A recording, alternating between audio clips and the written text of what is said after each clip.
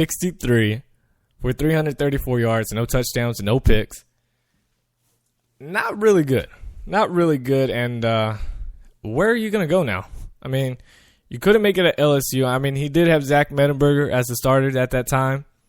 Understandable. Can't really play there. Transfer out of there. And then you go to Vanderbilt, and they don't really have anybody at quarterback right now. I mean, Jay Cutler's little brother is gone. Or was it Jay Cutler? No, it was Aaron Rodgers. My bad. Aaron Rodgers. Jay Cutler played at Vanderbilt, but obviously he's not there no more. Aaron Rodgers' little brother, he's gone. He was pretty solid. You can't even win the starting job at Vanderbilt with the new head coaching staff, rebuilding basically. I don't know if he could really play anywhere. He hasn't listed his options just yet, where he's planning on going. I'm sure it's an FCS program because he's only got 1 year left. He's got to prove something if he wants to go and have hope for the NFL. Right now, it's not looking too clear right now for him. And this last news of college football should lead us right into the NFL news, as it's basically mixed up together. Alabama offensive coordinator Lane Kiffin is apparently the front runner for the same position with the San Francisco 49ers. Yep, Kiffin said in December when asked if he would return to the Crimson Tide, saying, quote, "Yes, definitely. I think that we still have a lot of stuff we can do better. We'll obviously be working with a new quarterback, and that will be exciting. We've done that before. To me, that's always exciting, the unknown. We've got a new quarterback to see if we can do this again, to see if we can perform really well." Let's check this out. Let's just go back a couple years. He says that it's always exciting to him, the unknown. You had a lot of unknown years, and in the past couple years, the unknown has just been bad for you. I don't think he really liked the unknown. I don't think he really likes that. If somehow Lane Kiffin is hired to become the offensive coordinator of the San Francisco 49ers, I'm telling you guys, I am telling you, and it hurts me to say this because I do like the 49ers. They are going back to their sucky ways. I guarantee it. They hired Jim Tomsula as their new head coach this past week, the defensive coordinator, or something like that, some coordinator that was already in their system. Dumb. 49ers, I'm saying, should have gone after Rex Ryan more aggressively. If not that, they should have gone after, of course, his name's not going to come up to me, the old Broncos coach, went to the Redskins, sucked there, been released. Shanahan, what is his first? Not Kyle, that's his son. Whatever, Shanahan. Mike Shanahan? No? Mike? Is it Mike?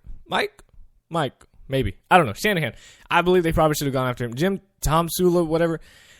Yes, you have a great defense, but honestly, I think any coach could have done that same performance, if not better, than Jim Tomsula, whatever. If they hire Lane Kiffin, it's just your offense that's already struggling with top players is going to go down so much. Lane Kiffin, he had a good season with Alabama, but that was mainly Blake Sims. His growing and his doing his own thing. Now, yes, there's some credit. Lane Kiffin helped him up, maybe learned a couple things because he says, hey, I know what not to do. I don't know what to do, but I know what not to do. So maybe that's what Blake Sims got better at. I cannot see Lane Kiffin back in the NFL and being successful. I mean, he's just bad. I mean, you think about this. This was Kiffin's first season as an assistant coach to Nick Saban. Kiffin was the former head coach of the Oakland Raiders, the Tennessee Volunteers, and USC Trojans. It's just bad. Kiffin, if he's hired by the 49ers, it will mark his return to the NFL and the Bay Area. If we all remember the press conference, after being fired by the Raiders in 2008, late owner Al Davis blasted him in the press conference by saying Lane Kiffin was a disgraced, that is quote, disgraced the organization. And that you want him on the 49ers. Now, I know Raiders, they just kind of suck, but don't do it. Don't do it. Right now, 49ers have huge question marks on their team right now. You throw Lane Kiffin in the mix, I'm telling you guys, you remember those bad days before Jim Harbaugh got there. that is exactly what you're about to walk right into. And I'm sorry, 49ers fans. They need someone that is a quarterback guru, someone that knows how to use an offense and get Colin Kaepernick back to the level that he was playing a couple of years ago. Lane Kiffin, not that guy. Not someone you're willing to put your offense and put faith into him that he can put points on the board. If Jim Harbaugh could barely do that, there's no way Lane Kiffin could get that done. I'm sorry. And Jim Tomsula, he might be a great defensive coach. He might be a great team leader. But, again, defensive guy, not offense. Different story. I don't know. I can't see it getting done. Hopefully the 49ers don't hire him and they find some other solution or something. That'd be the best. If not, I'm sorry, 49er fans. I truly am. But, again, this mixes in right into the NFL, which we are jumping into. And then we got a lot of Seattle Seahawks news, by the way. I'm going to try to mix it up a little bit, but majority of it, Seahawks news. And that's with their defensive coordinator, Dan Quinn, is expected to be named the head coach for the Atlanta Falcons. And the Falcons will conduct a second interview with Quinn today.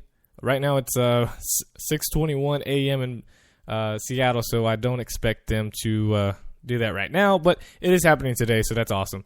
According to a source familiar with Quinn's schedule, blah, blah, blah, the interview will take place in Seattle.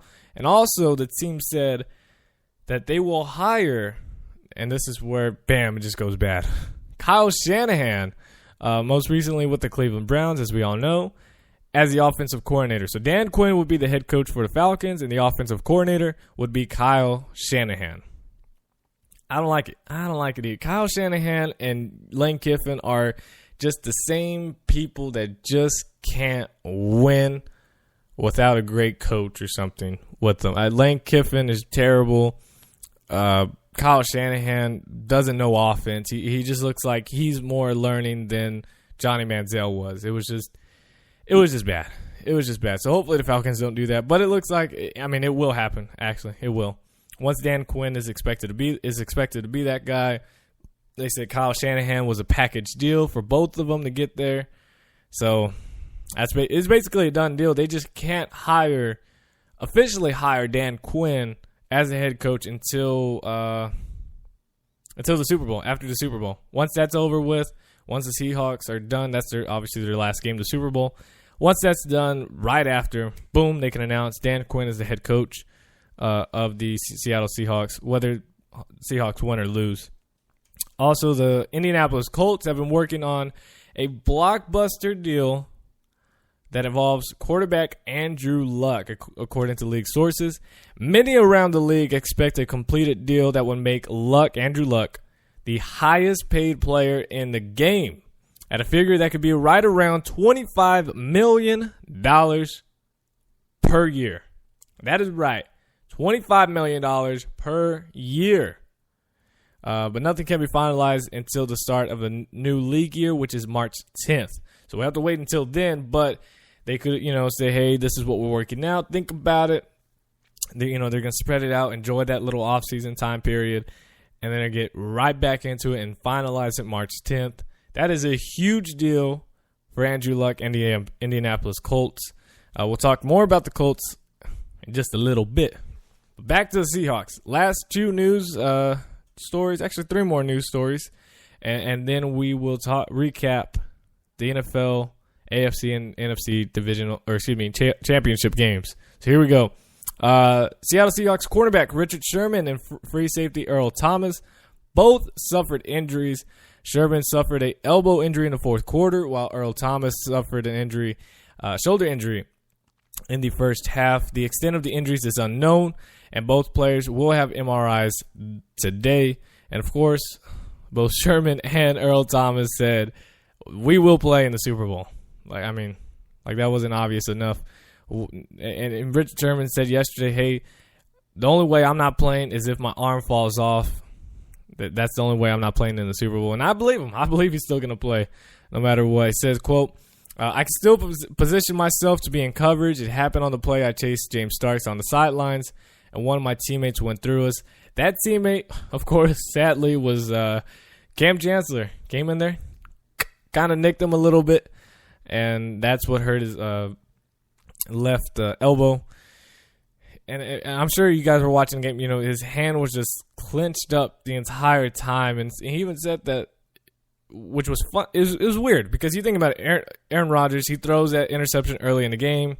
That's before the injury. A little bit later, he gets hurt. Sherman gets hurt, in the fourth, and it's just like Aaron Rodgers never threw to him. Again, after that injury, never threw to him. I'm surprised none of the coaching staff of the Packers or even the players said, hey, throw a fade route or something, or throw something up high on the outside or even inside or whatever. Just throw something up in the air, and I'm going to go get it because Sherman is hurt right now and he can't reach. Sherman said later that he could not, if there was a ball that went up in the air to his left side, he would not be able to. He didn't think he'd be able to lift his arm all the way. I could see that. I could already see like an instant replay by Fox showing over and over how Sherman's about to jump for the ball, reach with his left arm, and then he just feels the pain and he just falls down and he's just, holding his elbow. I could already see that, and the Packers defender catching the ball, whatever. Aaron Rodgers never threw his way after the injury. That's just really bad. Trainers on Packers side to not see that, and also for any of the players not pointing that out, or the coaching staff, whatever, up above, and say, hey, Richard Sherman's, he looks hurt over there.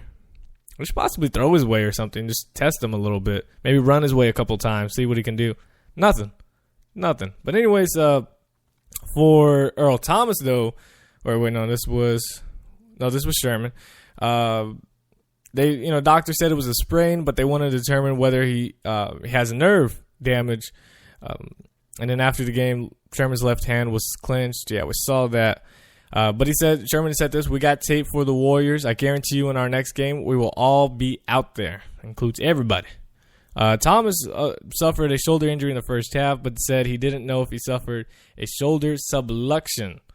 No idea what a subluxation is, but I'm pretty sure it hurts. Thomas had to go in the training room and put his shoulder in a harness. Once the harness was in place, Thomas was able to return and play the rest of the game, of course. And the crazy part is that play, he comes back in, he knocks out Eddie Lacy. Just a huge hit on him, and Eddie Lacy literally falls, goes back out, goes out of bounds, and takes a seat right on the Seahawks bench. It was crazy because he hits him, falls all the way back, and just sits right down on the bench. And the Seahawks players sitting right next to him just looking at him saying, what's going on? What's up? I thought it was funny. But Earl Thomas, that is a freaking warrior right there to be able to come back, lay a huge hit after, you just, kind of hurt your shoulder a little bit, man, and be able to hit him. That's awesome. Last thing, right before we talk about Gary Kubiak, Seattle Seahawks running back Marshawn Lynch. This is ridiculous. Not because of him, the NFL. This is like middle school all over again. Marshawn Lynch could be writing another check to the NFL, apparently. Lynch, who scored a 24-yard run to help the Seahawks take the lead in the first time late in the fourth quarter against the Green Bay Packers, made an obscene gesture after he crossed the goal line. I didn't see it. I couldn't find a video of it. I'm sure there's somewhere out there, but I wasn't really going to search for the video. Lynch wasn't flagged for the move, but this is what the article said. This is not what I'm saying. It said, but it could be deemed as unsportsmanlike conduct. That's just a crybaby right there. This is just ridiculous. I mean, Lynch received a fine of $11,050 for making a similar gesture as he dove in the end zone at the end of a 79-yard touchdown run against the Cardinals late in December. Additionally, Lynch did not make himself available for media post-game.